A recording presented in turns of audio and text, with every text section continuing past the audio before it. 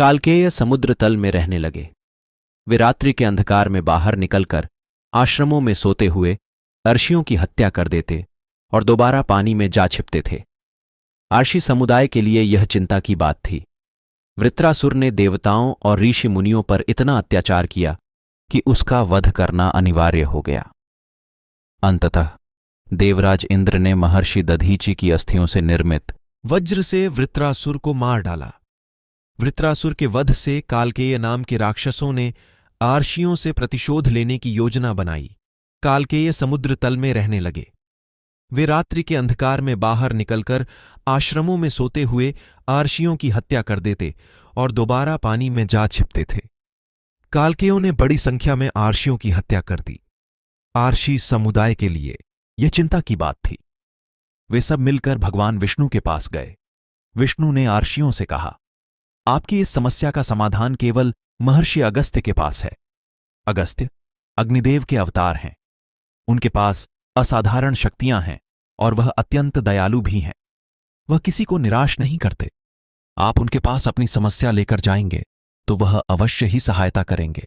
यह कहकर विष्णु फिर ध्यान में लीन हो गए।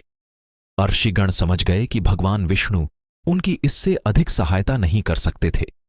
इसलिए उन्होंने अगस्त्य मुनि के पास जाने का निश्चय किया। सारे अर्षि मुनि मिलकर महर्षि अगस्त्य के पास पहुंचे और उन्होंने अगस्त्य को अपनी समस्या बताई। महर्षि, हम पर भारी संकट टूट पड़ा है। समुद्र में बड़ी संख्या में कालकेय असुर छिपे हुए हैं। वे रात्रि के समय बाहर निकलकर सोते हुए आर्षि मुनियों की हत्या कर देते हैं और सुबह होने से पूर्व फिर समुद्र में छिप जाते हैं। इस कारण आर्षियों की संख्या घटती जा रही है। कालकेय रात्रि में आक्रमण करते हैं, इसलिए उन्हें कोई देख भी नहीं पाता। रात्रि में उनकी शक्ति भी कई गुना बढ़ जाती है। भगवान विष्णु ने कहा है कि केवल आप हमारी सहायता कर सकते हैं। हम आपके पास बहुत आशा लेकर आए हैं। आर्षियों की सहायता करना आपका धर्म है। यह सुनकर महर्षि अगस्त्य सोच में डूब गए। फिर कुछ देर बाद उन्होंने कहा, कालकेयों को समुद्र से बाहर निकाले बिना उन्हें मारना संभव नहीं है, परंतु आप सब चिंता न करें, मैं आपकी सहायता अवश्य करूंगा। मेरे साथ चलिए। यह कहकर अगस्त्य सभी आर्षि मुनियों को साथ लेकर समुद्र तट पर पहुंच गए।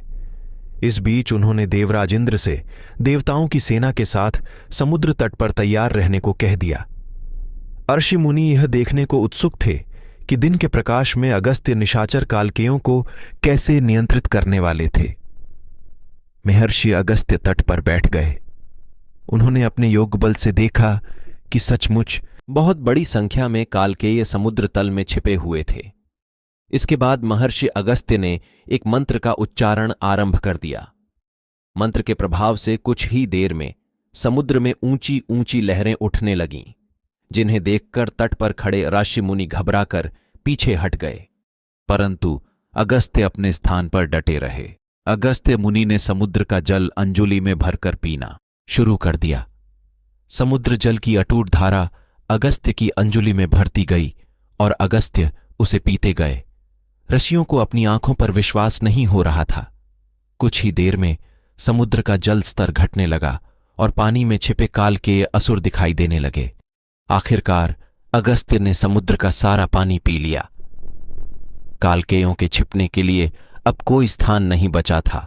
वे सब समुद्र से बाहर निकल आए। अगस्त्य की योजनानुसार समुद्र तट पर देवताओं की सेना पहले से तैयार खड़ी थी। कालकेयों के बाहर निकलते ही देवताओं ने उन्हें घेर लिया।